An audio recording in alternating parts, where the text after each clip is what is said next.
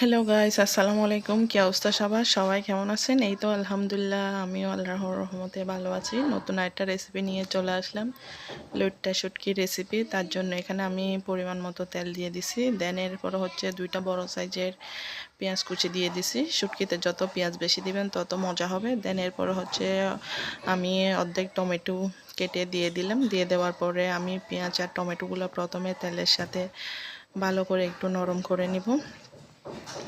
দেন এরপর হচ্ছে আমি তিনটা বড় সাইজের লোট্টা শুটকি কেটে পরিষ্কার করে নিছি। নেওয়ার পরে হচ্ছে আমি শুটকিগুলা দিয়ে দিছি। দিয়ে দেওয়ার পরে আমি শুটকিগুলা প্রথমে তেলের সাথে একটু ভালো করে ভেজে নিব, যাতে করে শুটকির গন্ধটা চলে যায়। তেলের সাথে একটু ভেজে নিলে ভালো হয়, খাইতেও ভালো লাগে, সে কারণে। দেন হচ্ছে আমি সেখানে পরিমাণ মতো লবণ দিয়ে দিব। লবণ দিয়ে এরপরে হচ্ছে ভালো করে তাও একটু ভেজে নিব।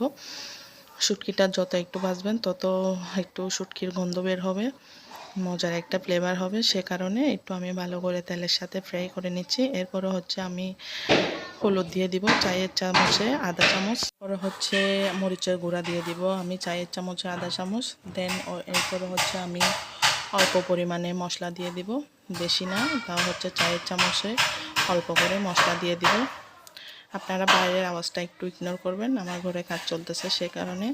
এরপরে আমি সামান্য পানি দিয়ে কষিয়ে নিব ভালো করে, যাতে মরিচের গন্ধটা চলে যায়, সে কারণে। গন্ধটা চলে গেলে খাইতেও একদম ভালো লাগবে। এরপর ছোটো আঁচের মধ্যে আমি 10 থেকে 15 মিনিট সেটা বসায় রাখবো। বসায় রাখার পরে আস্তে আস্তে হয়ে যাবে, ফ্লেভার বের হবে, খাইতে অনেক মজা হবে। তো দেন এরপরে হচ্ছে আমি দুইটা কাঁচামরিচ দিয়ে দিব। কাঁচামরিচ দিয়ে দেওয়ার পরে এরপর উপরে হচ্ছে ধনিয়া পাতা দিয়ে দিব। ধনিয়া পাতা দিয়ে আমি সুন্দর করে পরিবেশন করব।